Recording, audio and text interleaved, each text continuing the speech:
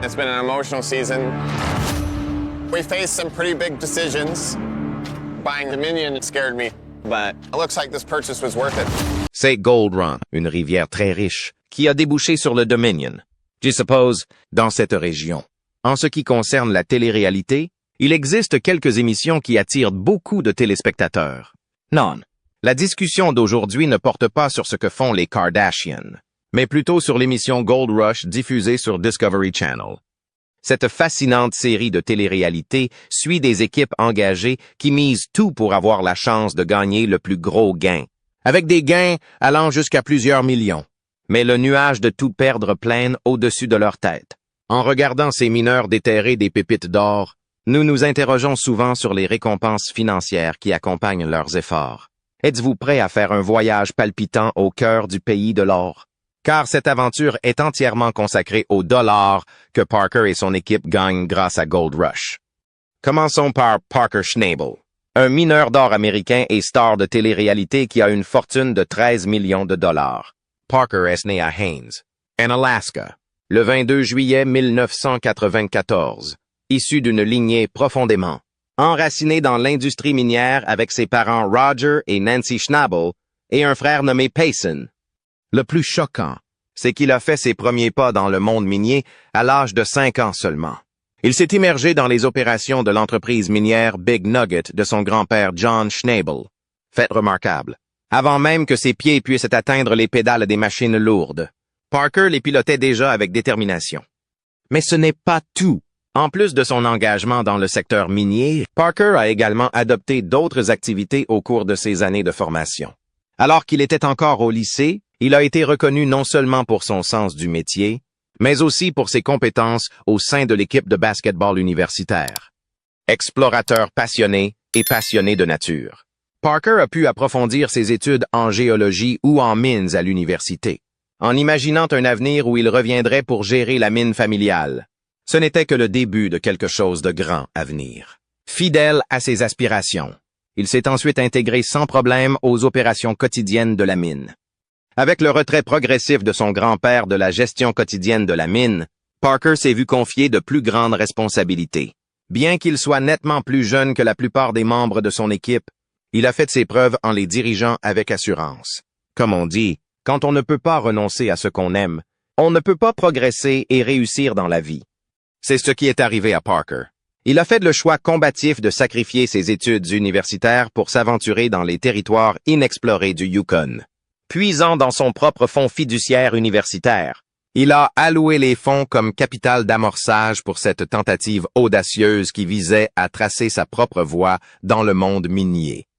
En ce qui concerne sa vie privée, Parker a eu de la chance dans ce domaine.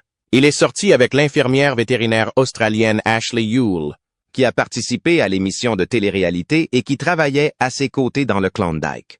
En décembre 2018, Parker a annoncé que les deux s'étaient séparés après 2 ans. En 2019, la rumeur courait qu'il était en couple avec une nouvelle amoureuse, la productrice adjointe de son émission, Sheena Cowell. Après tout, il est un bourreau de travail autoproclamé qui donne la priorité à son travail minier plutôt qu'à sa vie personnelle. À l'heure actuelle, nous connaissons sa valeur nette grâce à certaines sources non officielles. Certaines sources affirment également que Parker gagne 25 $ par épisode. Parker Schnabel s'est récemment rendu sur Reddit pour expliquer combien il paye ses employés. La plupart des gens commencent à 28 $ de l'heure, mais le travail en lui-même semble assez intense. Les gens travaillent généralement environ 75 heures par semaine. Ainsi, si l'on tient compte des heures supplémentaires, le salaire brut des employés est d'environ 2,90 $. Ils travaillent généralement environ 25 semaines, ce qui fait que le salaire brut d'un employé débutant s'élève à environ 65 $ avant prime. Le salaire médian est probablement plus proche de 30 $ pour notre gamme de RH. Les travailleurs ont la possibilité de gagner encore plus d'argent grâce aux bonus. Il ne dit pas quel montant de bonus les gens reçoivent généralement, mais il est important. Maintenant, concentrons-nous sur le bras droit de Parker, Rick Ness, une star de télé-réalité américaine et musicien dont la fortune s'élève à 3 millions de dollars. Né dans le Michigan le 5 mars 1981, Rick a eu une enfance instable avant de devenir célèbre dans le secteur de l'exploitation aurifère. Il a travaillé pour l'entreprise de construction de son père lorsqu'il était enfant, acquérant une expérience essentielle et perfectionnant ses compétences en matière d'équipement, qui lui seraient utiles plus tard dans sa carrière. Rick Ness a rejoint le groupe Gold Rush dans la saison 3 et s'est rapidement identifié comme un membre essentiel du groupe. Il a commencé comme opérateur sur le camion à roche et l'excavatrice. Mais Parker Schnabel a remarqué sa diligence et son travail acharné, ce qui a conduit à une promotion au poste de contremaître. Il a vérifié ses capacités de leadership et ses connaissances du secteur de l'exploitation aurifère en jouant un rôle crucial dans la supervision de l'exploitation d'Indian River. Après avoir appris à jouer de la contrebasse, il a fondé le groupe 357 String Band, qui a continué à faire des tournées et à sortir 3 albums dans le monde entier. Rick a rencontré Schnabel en Alaska lors de sa tournée et les deux ont fait équipe. Ness s'occupant des tâches minières, en plus de conduire une excavatrice et un camion à pierre. Et devinez quoi? Un poste de contremaître lui a ensuite été attribué. Après avoir obtenu son diplôme d'études secondaires, Rick aspirait à devenir footballeur professionnel. Malheureusement, une lésion cérébrale l'a poussé à abandonner ses objectifs et à choisir une autre voie. Rick Ness gagnerait 25 $ par épisode. Mais l'une des aventures de Rick dans la série a pris une tournure inattendue, lorsqu'il a commis une erreur coûteuse qui a coûté à Parker 50 $ de perte de revenus. Dans la saison 9, Rick a décidé de lancer sa propre équipe de mineurs pour tenter de se racheter. Il a battu le record précédent de la plus grande quantité d'or extraite par un patron de mine au cours de sa première année d'exploitation grâce à cette décision audacieuse qui s'est avérée être un tournant. Rick a réuni un groupe de mineurs expérimentés et passionnés par l'extraction d'or lorsqu'il a pris la décision de se lancer seul. Ensemble, ils ont surmonté de nombreux défis et déceptions, mais n'ont jamais hésité dans leur quête de réussite, avec l'aide de son équipe. Les capacités de leadership et les connaissances de Rick leur ont permis de traverser des opérations minières difficiles, de produire des rendements aurifères notables et de consolider leur position en tant qu'équipe minière redoutable. La relation de Rick Ness avec Lise Marie lui a apporté de la satisfaction dans sa vie personnelle. Le couple s'est fiancé pour la première fois en octobre 2022, après être sortis ensemble en 2020. Le jour de l'anniversaire de Lise, Rick Louis a fait sa demande en mariage, ce qui a fait de ce moment un moment unique et inoubliable pour eux deux. Les fans ont eu un aperçu de la relation affectueuse et encourageante de Rick Ness et Lise Marie à travers leurs aperçus sur les réseaux sociaux de leur vie quotidienne. Ils ont réussi à rester proches et à construire une base solide pour leur avenir commun, malgré les obstacles présentés par leurs différentes occupations. Il est maintenant temps de parler d'un invité vedette récurrent, copropriétaire de Big Nugget Mine et père de Parker Schnabel, Roger Schnabel. Un homme d'affaires et personnalité de la télé-réalité qui a une fortune nette d'environ 10 millions de dollars. Le 12 février 1954. Roger est né en Alaska dans la famille de John et Irma Deere Schnabel. Il avait 2 sœurs, Margaret et Mary, qui avaient également grandi en Alaska. Il n'était donc pas le seul enfant de la famille. Son père, John, dirigeait plusieurs entreprises et une société minière en plus d'être un chercheur d'or qualifié. Faute de se passer, Roger a été élevé principalement par son père, et c'est à cette époque qu'il s'est intéressé à l'exploitation minière. Et pour votre information, sa valeur nette comprend actuellement également l'argent qu'il a reçu de Big Nugget. Avant de la vendre en 2018, il a fondé et supervisé une deuxième entreprise de construction de routes pendant 41 ans. Un autre. Il fait partie du casting de Gold Rush depuis le début de la série de télé-réalité, et les revenus qu'il tire de l'émission s'ajoutent à sa richesse globale. Avant son décès en 2016, Roger a travaillé avec son père, John, pendant plusieurs années. Au fil des ans, ses connaissances ont été grandement appréciées et il est considéré comme l'une des personnes les plus compétentes du secteur de l'exploitation aurifère. Ils ont travaillé avec son père et, comme Roger et son père John, ils ont accompli beaucoup de choses dans la vie. Pour moi, c'est comme si l'histoire se répétait. Maintenant, en ce qui concerne sa vie personnelle, Roger Schnabel est marié à Nancy Schnabel, avec qui il a 2 enfants, Parker et Payson Schnabel. Même si Roger n'a jamais remporté de prix, il a quand même accompli beaucoup de choses dans sa vie. Il a commencé comme homme d'affaires, Mais en 2010, il est devenu célèbre après avoir participé à l'émission de télé-réalité Gold Rush sur Discovery Channel. Il est vieux, mais il a accompli des choses que beaucoup d'autres ne peuvent qu'imaginer. Quant au montant qu'il demande pour chaque épisode, il se situe entre 20 0 et 25 000 $. Ces chiffres ne sont pas concrets. Il s'agit plutôt d'une estimation basée sur le montant que des personnes dans une position similaire à celle de Roger gagnent pour chaque épisode de l'émission. Le membre suivant sur la liste est Fred Dodge, un personnage de télévision américain bien connu et un chercheur d'or. Il est considéré comme l'un des meilleurs spécialistes de la récupération d'or et concepteur. Notable d'or du secteur en raison de son extraordinaire habileté à utiliser des machines lourdes. Tout d'abord, la valeur nette de Freddie Dodge est estimée à environ 500 $. Certaines sources affirment également qu'à 400 $. Il faut garder à l'esprit que ces écarts peuvent provenir de différentes sources utilisant des méthodes différentes pour estimer la valeur nette, ou qu'ils peuvent refléter des changements dans les finances de Dodge depuis la dernière mise à jour.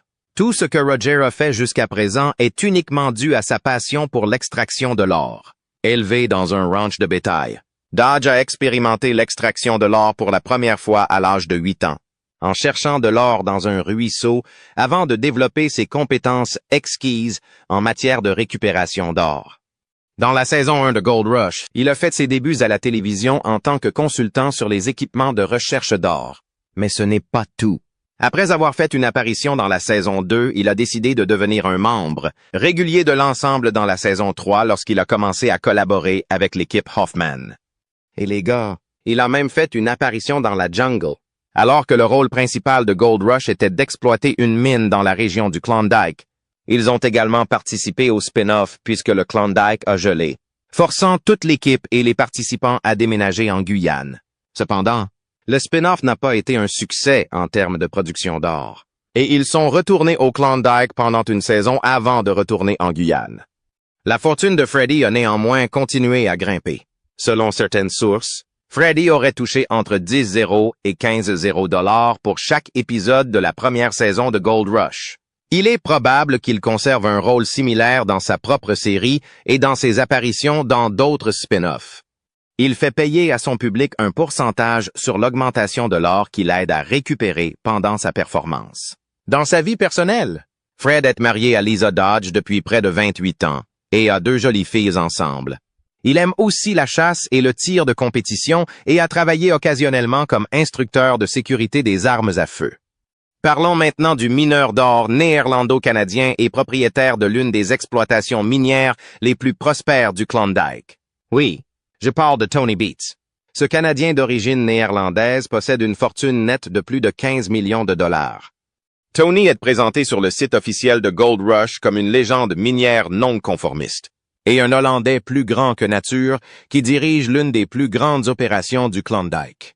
En raison de son utilisation fréquente de langage grossier, la conversation de Beets est fréquemment censurée dans l'émission, ce qui lui vaut le surnom de Tony Peep dans sa ville natale. Le 15 décembre 1959, il est né à Wisden, aux Pays-Bas. Plus tard, Tony a déménagé au Canada à la recherche de meilleures perspectives d'emploi après avoir travaillé pour sa famille pendant de nombreuses années et gagné de l'argent en trayant des vaches. En 1984, Beets a commencé à exploiter une mine à Dawson City, dans le territoire du Yukon, après avoir travaillé pendant 3 ans dans le secteur de la construction. Son embauche d'enfants locaux est bien connue, car il exploite actuellement la mine Tamarack. Ceux qui peuvent faire le travail, même si beaucoup ne peuvent pas le faire, deviennent des membres essentiels de l'équipe et de la famille Beets. Et c'est une loi. Le non-conformiste a commencé à apparaître dans la série au cours de la 2e saison de l'émission lorsqu'il conseillait un membre de la distribution de Todd Hoffman sur le forage de trous d'essai. Mais le meilleur dans tout ça, c'est que Beets est apparu dans plus de 160 épisodes au cours de 5 saisons de la série, et qu'il a payé $1 million pour une drague à Clear Creek connue sous le nom de Viking Dredge. Maintenant, pour parler de sa vie personnelle en tant qu'enfant, Tony a fait de la connaissance de Minnie, la femme qui allait devenir sa femme. Ayant grandi à Bergverd and Fries, les deux vivaient côte à côte. En 1978, ils ont commencé à sortir ensemble. Après 18 mois de relation, Tony a pris la décision de déménager au Canada et Minnie l'a suivi. Tony et Minnie avaient 24 ans lorsqu'ils se sont mariés et ensemble, ils ont eu 4 enfants. Kevin, Monica, Mike et Bianca. Malheureusement, leur fille Jasmine est décédée en 1992 à l'âge de 2 ans et demi. L'entreprise familiale Beats implique tous les enfants, Minnie s'occupant de la comptabilité et des formalités administratives. Tony et Minnie possèdent une résidence d'hiver en Arizona, et Beats posséderait une décapotable Mercedes estimée à 145 000 $. Après qu'un épisode de la ruée vers l'or de 2015 a révélé qu'un des membres du personnel de Tony avait arrosé son étang d'essence et y avait mis le feu. Tony s'est retrouvé dans une situation très délicate. Pour ce qui a été décrit comme un baptême viking, il a été accusé en vertu de la loi sur les eaux du Yukon, et le travailleur, qui a versé l'essence, a été condamné à payer une amende de 125 $. Quant à la somme d'argent qu'il gagne par épisode, le montant se situait quelque part entre 22 000 $ et 25 000 $ par épisode. Ensuite, je parlerai de Chris Dumitt. La majorité des membres actuels du casting de Gold Rush n'ont pas participé à la série depuis ses débuts en 2010. Chris Dumitt, un ancien charpentier d'usine, est néanmoins toujours présent dans la série. Il a été employé par Todd Hoffman avant de rejoindre l'équipe de Parker Schnabel et est un individu sympathique. Mais ce qui est important, c'est que la valeur nette estimée de Chris en 2024 est de 400 000 $. À Portland, dans l'Oregon, le 17 août 1950 et un Dumitt est né. Bien que l'on ne sache pas grand-chose de son histoire familiale, vous pourriez être choqué d'apprendre qu'il est d'origine arabe. Ayant grandi dans une ferme, Chris aidait souvent son père avec les machines. Il a acquis à cette époque plusieurs compétences fondamentales qui lui seront utiles dans sa future carrière. Il est également devenu un tireur d'élite compétent et un chasseur passionné. Originaire de l'Oregon, Chris avait auparavant travaillé dans le secteur de la construction et comme professeur de sécurité en matière d'armes à feu pour le département de police de Sandy. Il a travaillé pendant 25 ans comme charpentier d'usine avant de décider de poursuivre une carrière dans le Klondike. Mais comment s'est-il passé pour devenir un mineur célèbre? Eh bien, l'aventure de Chris dans l'exploitation minière s'est faite de manière entièrement spontanée. En 2010, il a été chargé de construire une cabane pour son ami Greg Rensburg. Greg était employé par la famille Hoffman comme expert en construction. Alors que Dumitt devait partir après 10 jours, il est resté 5 mois. Il a beaucoup appris sur l'exploitation de l'or grâce au groupe de Todd Hoffman à cette époque. Bien que le groupe de Hoffman soit divertissant, ils n'ont pas réussi à trouver de l'or dans la bijouterie. Cependant, dans ses autres entreprises, Chris Dumitt a été reconnu pour son éthique de travail assidue. Malgré son manque d'expérience dans le domaine minier, il est devenu un membre essentiel de l'équipe de Hoffman. Mais dans la saison 4, il a quitté Todd Hoffman après 3 saisons pour travailler pour Parker Schnabel. Avec Rick Ness, il est rapidement devenu l'un des hommes les plus fiables de l'équipe de Parker. Comme les téléspectateurs ont pu le constater, Dumitt est un fumeur de cigares. Chris a une entreprise qui vend des cigares et des accessoires sur son site web, DumittCigar.com, après avoir décidé de faire de son amour une source de revenus. Son entreprise propose également des équipements de golf, qui est l'une de ses autres passions. Chris est l'une des stars ayant le plus souvent participé à Gold Rush et devrait gagner une somme substantielle grâce à l'émission. Celebrity FM et d'autres sources ont rapporté que Chris était payé 25 000 $ par épisode. Après Chris, nous parlerons de Todd Hoffman, le maître de l'exploitation minière. Star de télé-réalité américaine et chercheur d'or dont la fortune est estimée à environ 7 millions de $. Le 12 avril 1969, Todd Hoffman est né à Sandy, dans l'Oregon. Jack Hoffman, son père, était chercheur d'or, ce qui a éveillé chez lui un intérêt pour l'industrie minière dès son plus jeune âge. Todd était un élève brillant au lycée chrétien de Portland et a obtenu de bons résultats scolaires tout au long de son enfance. En plus de cela, il a également fréquenté l'université William Jessup après le lycée. Il s'est spécialisé en histoire du Moyen-Orient à l'université. Plus tard, il a changé d'école et a commencé à étudier la communication à la Northwestern Christian University. Hoffman, quant à lui, dirigeait une entreprise d'aviation dans l'Oregon. Mais après la faillite de celle-ci, il a pris la décision de chercher du travail ailleurs, motivé par son père, M. Hoffman a pris la décision de déménager à Porcupine Creek, en Alaska, avec 6 autres amis qui étaient également confrontés au chômage. Leur objectif était de trouver de l'or et d'établir une nouvelle colonie, dans l'arrière-pays où ils pourraient tous mener une vie simple et hors réseau. Cependant, les premiers efforts miniers de Todd n'ont pas produit les résultats escomptés, si bien que sa carrière a connu des débuts difficiles. Il a eu du mal à obtenir des capitaux et des investisseurs. Et il a souvent dû utiliser son argent personnel pour maintenir les opérations de sa mine. Mais au final, la ténacité et la détermination de Todd ont porté leurs fruits. En 2010, il s'est associé à quelques autres mineurs et a commencé à exploiter l'or dans la région du Klondike, en Alaska. Le groupe a trouvé une quantité importante d'or et a gagné plus d'1 million de dollars lors de sa première saison, prouvant que cette expérience était un succès. Au fil des ans, Todd a également participé à plusieurs autres projets d'entreprise. Il a commencé à vendre sa propre marque de vêtements, qui comprend des sweats à capuche, des t-shirts et des casquettes avec le logo minier 316. Plus récemment, il s'est associé à une entreprise qui crée une nouvelle méthode d'extraction de l'or des résidus miniers. Il a également indiqué qu'il aimerait étendre ses activités minières à l'étranger, notamment au Pérou et en Colombie. Voyons donc comment cela se passe. Néanmoins, Todd Hoffman, comme d'autres membres de l'émission, gagnait 25-0, mais ses gains réels peuvent varier en fonction des circonstances particulières et des conditions de négociation. Ensuite, je vais parler d'un agent immobilier et accro à l'adrénaline, Jimmy Dorsey, une star de télé-réalité américaine dont la fortune s'élève à 600 $. Avant de devenir une star, Jimmy Dorsey a grandi dans le comté de Clackamas, dans l'Oregon. Il a même fréquenté le Mount Hood Community College et a acquis quelques compétences en contrebasse. Cependant, il n'a jamais terminé ses études et a préféré partir en voyage pour jouer dans différents groupes. Lorsque ses revenus étaient bas, l'ancien chercheur d'or travaillait comme moniteur de snowboard à Mount Hood Meadows et comme chauffeur de camion. Juste après avoir rencontré sa femme, Joy, Jimmy Dorsey a choisi de s'installer à Sandy, dans l'Oregon. Au début des années 2000 avec elle, il a élevé 2 beaux enfants et s'est lancé dans le marché immobilier. Malheureusement, lorsque le marché s'est effondré en raison de la crise économique, il a rechuté et a rejoint Todd Hoffman dans l'exploitation aurifère. Le reste, comme nous l'avons dit, sont des histoires qui se sont réellement produites, mais qui hantent encore l'authenticité de la série. Sa dernière scène théâtrale dans cette émission de télé-réalité a été celle d'une bagarre entre lui et son collègue Greg Rensburg.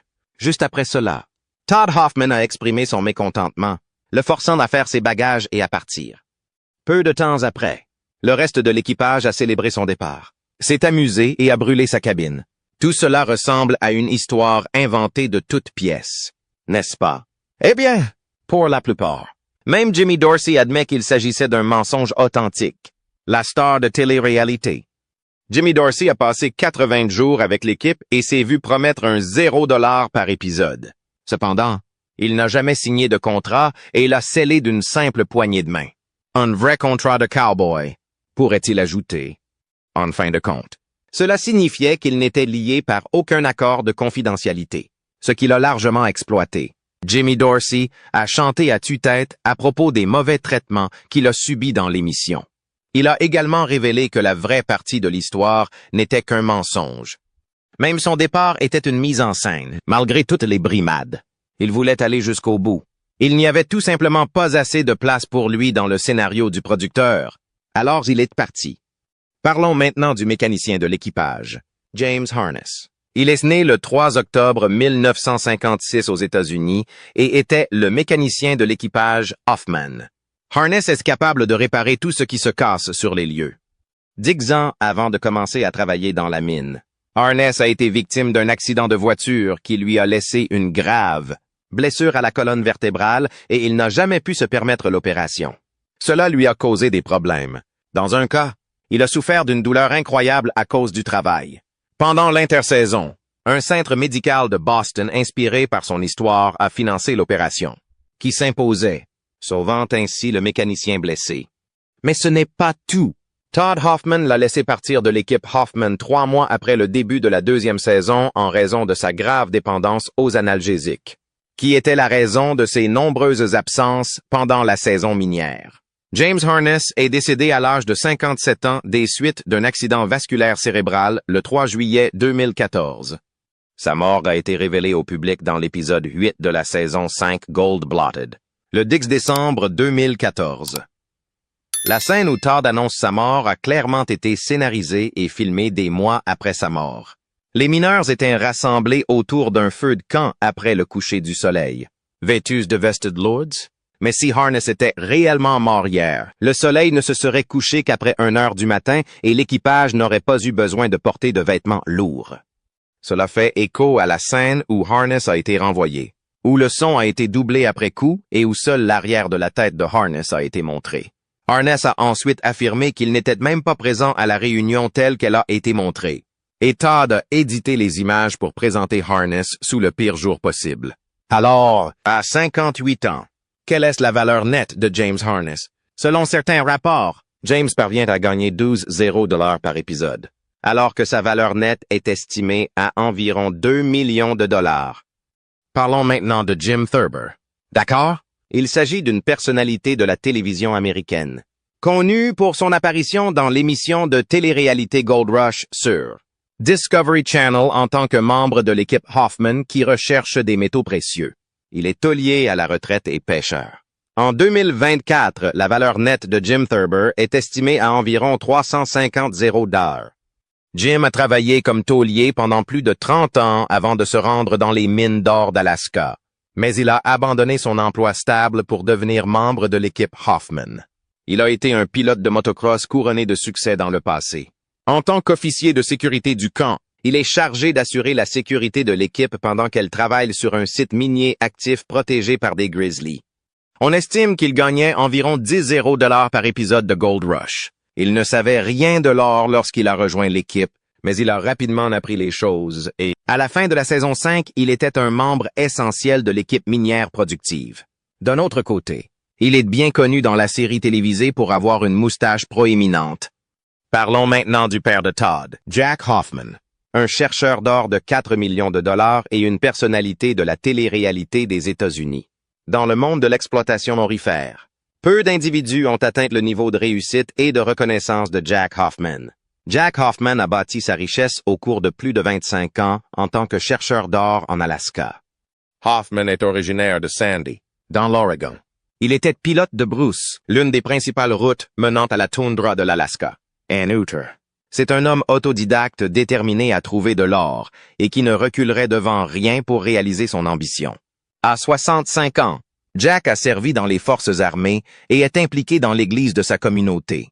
C'est un tireur d'élite compétent et peut-être l'opérateur de machine le plus qualifié de l'équipe. Avant de devenir célèbre, Jack Hoffman a mené une brillante carrière dans le bâtiment. Cependant, l'attrait de l'exploitation aurifère l'a poussé à abandonner sa profession et à s'aventurer dans le monde incertain de la prospection. Cette décision audacieuse a finalement ouvert la voie à son succès dans le domaine. Ann Uter. La passion de Jack pour l'exploitation aurifère s'est transmise de génération en génération. En 2010, Jack a dû faire face à un diagnostic de santé qui a changé sa vie lorsqu'on lui a diagnostiqué un lymphome non-Hodgkinien de stade 4. Malgré les difficultés, il a réussi à surmonter la maladie et à poursuivre ses rêves. Jack Hoffman est bien connu pour son travail caritatif, notamment la création de la fondation Jack Hoffman. Les principaux objectifs de la fondation sont d'aider les familles touchées par le cancer pédiatrique et de faire progresser la recherche sur le cancer. Comme nous l'avons indiqué, la rémunération financière des stars de Gold Rush varie généralement en fonction de plusieurs facteurs, notamment le rôle de la star, son expérience et sa contribution au succès de l'émission. En 2024, le potentiel de gain estimé pour les stars pourrait se situer entre 100 000 et 5 millions de dollars par saison. Et ce n'est pas tout. Écoutez bien. Les acteurs secondaires, y compris les membres de l'équipe technique, les mécaniciens et divers membres de l'équipe, ont des salaires inférieurs. Leurs revenus varient entre 10 000 et 20 000 $ par épisode. Les revenus des stars ne proviennent pas uniquement de leur salaire. Elles complètent souvent leurs revenus par des contrats publicitaires, des apparitions publiques et des ventes de produits dérivés, ce qui peut augmenter considérablement leurs revenus globaux. Et si je parle du succès de l'émission, Celle-ci a également ouvert des opportunités pour les stars d'investir dans leurs propres opérations minières, augmentant encore leurs revenus potentiels. Cela leur permet de capitaliser sur la visibilité et l'expertise acquise grâce à Gold Rush. Parallèlement, la capacité des stars à élargir leurs sources de revenus a également été rendue possible par la longévité de l'émission. Certains se sont lancés dans d'autres activités commerciales, comme l'investissement immobilier ou la possession d'entreprises d'équipements miniers. Lors de la finale de sa première saison, Gold Rush Alaska était l'émission du vendredi soir la plus regardée de toute la télévision américaine, parmi les hommes âgés de 18 à 49 ans et les femmes âgées de 25 à 54 ans. Cependant, tout au long de ces 13 saisons, l'émission s'est régulièrement classée parmi les meilleurs programmes câblés non scénarisés, particulièrement forte auprès de groupes démographiques comme les hommes âgés de 25 à 54 ans. Et le plus fascinant, c'est que Gold Rush est diffusé dans plus de 170 pays et territoires, attirant un public international fidèle. Selon Parrot Analytics, une société de mesure des médias, la demande d'audience de Gold Rush aux États-Unis est actuellement 178 fois supérieure à celle d'une série télévisée moyenne. Cela signifie que les gens recherchent et discutent activement de la série en ligne, ce qui indique un fort engagement. Comme nous l'avons indiqué précédemment, la série est diffusée depuis 2010 et d'être classée TVPG. Les notes de la série varient selon la plateforme, mais au 30 et 1 mars 2023, la série comptait un 5/5, 11,0 téléspectateurs et une note de 0,45 sur Discovery Channel. La série a un score d'engagement de 4,01 sur Television Stats. IMDb a des critiques d'utilisateurs sur la série, mais aucune note spécifique n'a été trouvée. En outre, Gold Rush est considéré comme un pionnier du genre docu-soap, mélangeant des éléments documentaires avec des séries de télé-réalité. Son succès a ouvert la voie à d'autres émissions explorant des professions et des modes de vie extrêmes. En final, il est clair que Gold Rush a touché une corde sensible auprès des téléspectateurs du monde entier et sa popularité durable ne montre aucun signe de déclin. Alors que Gold Rush continue de fasciner le public, la fortune financière de ces stars reste aussi intrigante que le métal précieux qu'ils recherchent. Abonnez-vous à la chaîne pour plus de contenu de ce type.